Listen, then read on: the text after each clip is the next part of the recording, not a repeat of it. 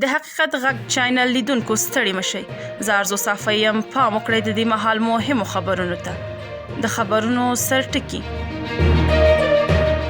نن د میرویس عزیزي لخوا کابل کې د 10 میلیارډ ډالرو په ارزښت د 10,000 میګا واټه برېښنا د تولید پروژې تړون لاسلیک کیږي. د کډوالو چارو وزارت پاکستان او عراق کې افغان بندیان. د افغان کډوالو پر جبري ویستل تازه غبرګون.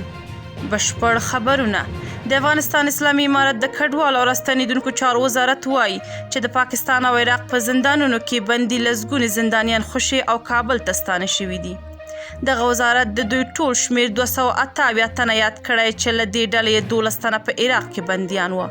په افغانستان کې د طالبانو حکومت د کډوالو او راستنیدونکو چارو وزارت ویان مفتي عبدالمطلب حقانی وویل په تیره اونۍ کې 2شپږ تنه افغانان چې په پاکستان کې د قانوني اسنادو نشتون په تور نیول شوي وو آزاد او هیواد ته ستانه شوي دي.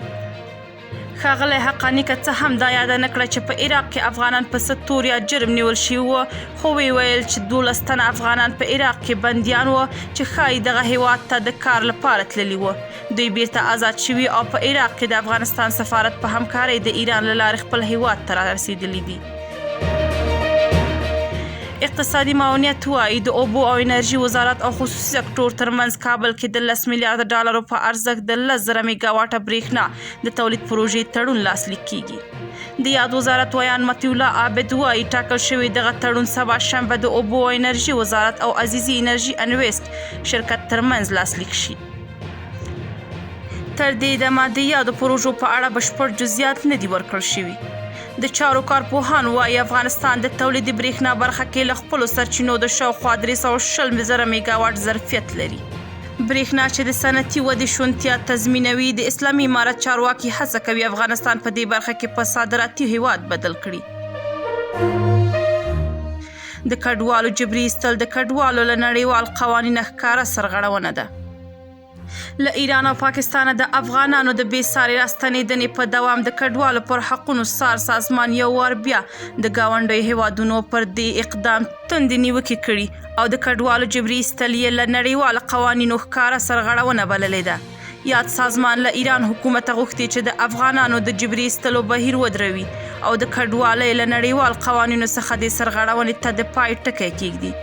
د کډوالو پر حقونو د څار سازمان دا څرګندونې داسې مهال دي چې له تیرو نږدې 2 میاشتو راهیسې یوازې له ایران څخه شاوخوا 1 میلیون افغانان راستانه شوي دي. بلخوا پاکستان هم یو له هغه هیواد څخه دی چې هره ورځ سلګونه بندیان شوي افغانان او کډوال رالیږي. د ویلو وړ ده تر دې مخکې هم د کډوالو چارو نړیوال بنسټونه او په بشري حقونو څار سازمانونو له ایران او پاکستانه غوښتي وو چې په جبري توګه د افغانانو ایستل ودروي. دوی له یادو هیوادونو غوښتي وو چې دا پروسه د ځانګړي طرزالعمل له مخې ترسره کړي او افغانان په جبري توګه ایستلو ته اړ نه کړي. په ورته وخت کې د افغانستان سرپرست حکومت اسلامي امارت هم له ګاونډیو هیوادونو غوښتي چې د افغانانو د راستنېدنې په بهیر کې د دوی د حقونو خوندیتوب ته پام وکړي.